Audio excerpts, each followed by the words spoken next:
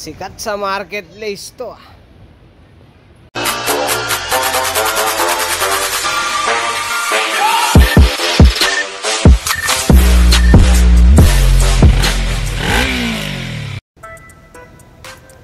Pakita natin yung issue. Maagang issue. Mandar naman eh. Kaso nga hindi makasagad ng RPM. Tapos ito muna sinilip ko. Hey! Pang single phase. Ayun, malamang naapektuhan na yung CDI kasi yun nga naka single phase eh. Malamang naapektuhan yung CDI kaya ganun eh. Pag nirev mo siya, hindi mo masagad yung RPM na yung sasagad ba. Wala, kalahati lang, nag-uusok na, mamumutok na. Gagawin ko, papalitan ko muna, exit ko muna to. Tapos papaanda rin siya, tutusukan ko ng ibang CDI. Tapos pagka na-confirm na sira nga yung CDI, ito papalitan din naman eh. So, kailangan umorder ng CDI. Okay. Carb, mukhang maayos naman setup na itong carb. Marami lang. Mukhang ginagamit naman eh.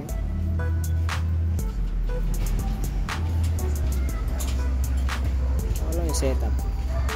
Ganda, laki ng gulong. So, pagkita yung plaka eh.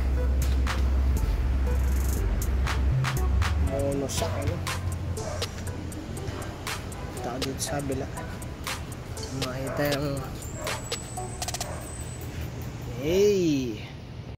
so ayun, napenta ko ng CDI yan, mukhang okay na, hindi na bumalik yung mayari umalis na, tsaka penta ko ng rectifier ganito ito, XJR pa rin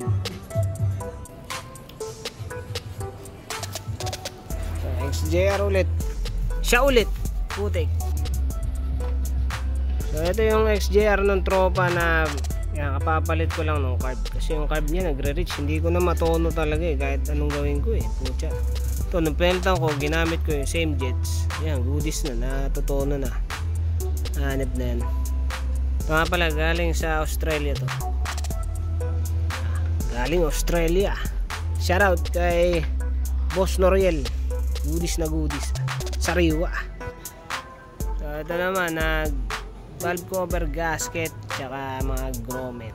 Yan, kailangan palitan ng orig eh. Kasi kung makakuha kayo sa online, putya, didikitan nyo na sealant eh. Ito, wala na sealant. Diretso yung kabit na to. Orig, tsaka mga grommet na orig. Ito medyo mahal. 380 ba isa nito? 380. Isang piraso 380, 12 piraso yan. Tapos to 3,500 sa Caloocan sales. Hanep. Yan yung original bagong gasket tsaka mga grommet, kulay green. Kulay green ah.